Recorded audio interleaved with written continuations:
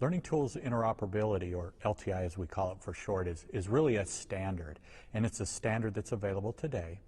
And what it really does is allows us to take applications that are outside the LMS and bring them into the LMS and make them look like they're part of the LMS.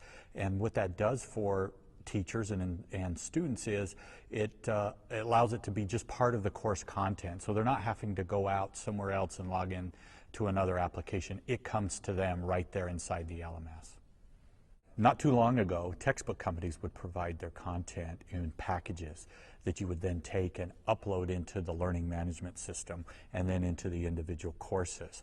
The challenge with that is that keeping it up to date, and oftentimes that content would take over the course and become the course, and that's not really what instructors wanted to do. And they don't want to have to take time to, is this the latest content from the publisher?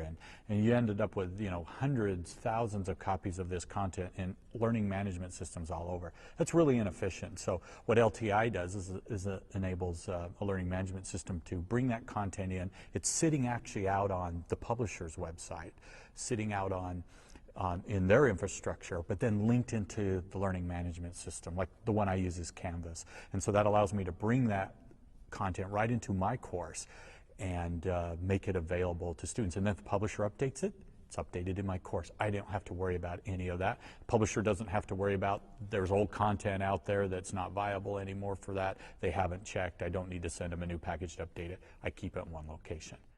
The LTI standard is relatively new, and it's just catching on. There's been some great people evangelizing it and building tools to make it happen. So we're really at the top of the ride on the roller coaster, up to the very, very top, and we're heading over that peak now.